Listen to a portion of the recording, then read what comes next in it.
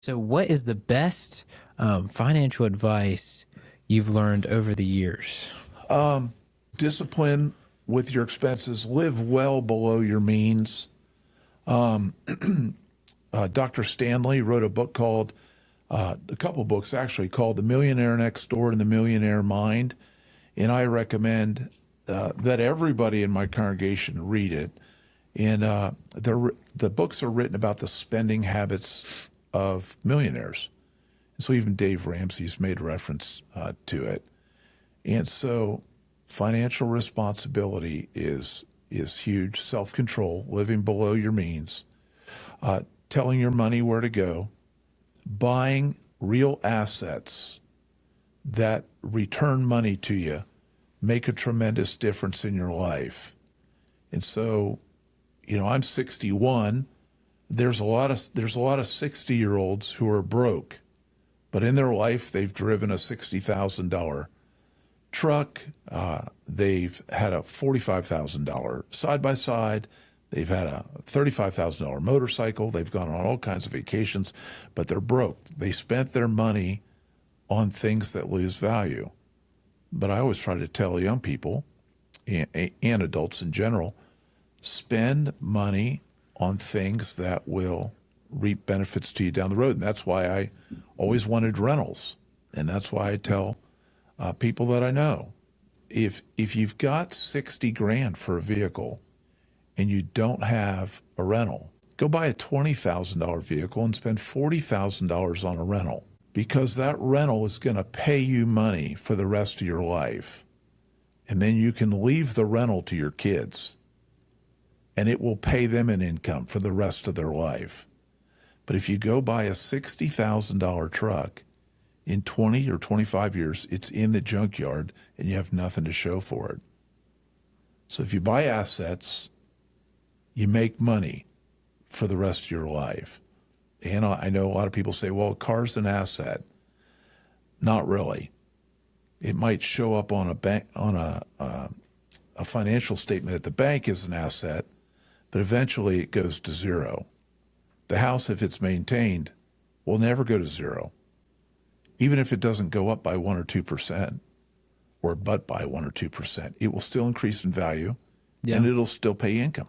Yeah. I think with a car, it's more of a liability Yeah. more than anything. Well, and that goes back to, people worried about what everybody else thinks of them when it comes to the whole image, the vehicle I drive. I mean, if you read the story about Sam Walton, who founded Walmart, in his old age, he was driving around in his old single cab, 2-wheel drive pickup truck with his dog, going and looking at his empire, while broke people drive up to his Walmart in SUVs, that are $70,000, and he was a billionaire. Yeah. And so, but he bought that which contributed to wealth building, not something that just ate up everything he had. I think it's funny when you talk about finances. I think it's funny how it actually becomes a mental game. Really, it does. Yeah. And it's probably one of the most social, however you want to put it in terms, social mental thing that every family goes through. And anywhere, you can't say in the U.S., but anywhere. Because there's always, I guess, a social pressure. I guess that you could label it as like that. It's keeping up with the Joneses. Yeah, your neighbors. That's what I was going to say. Keeping up with the Joneses. Keeping with your neighbors. And it's just like that. It's just like that with your family. Not yours specifically, but I'm just saying in general, like family in general, it's like that.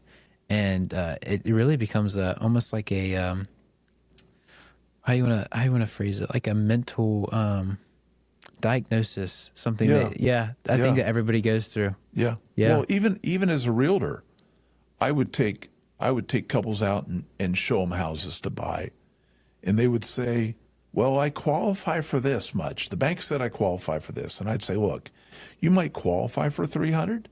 I wouldn't spend 300. Right. You can if you want. I'll sell you whatever you want. Yeah. But the banker is in the business to loan money because he wants to make money. If you're going to be living hand to mouth and can't hardly keep the electric on, because you saddled yourself with a $3,500 mortgage. It's not wise. Get something cheaper. Yeah. And I worked with plenty of clients when I was a realtor who were bound and determined that they were going to get the most expensive house they could possibly get. And they would tell me their finances, and I'd think to myself, you guys are going to be broke. And they were. Yeah. And it took everything they had to make their house payment because of pressure. Something I was going to say before that, but it's funny how finances in general are deceiving. Because a lot of times the human brain works when you see somebody in like a nice car or the clothes they wear or just their appearance in general. You have in your mind, you think of you put them in a category, not knowing everything that's behind all that. Yeah. A lot of times it's the many countless dollars of debt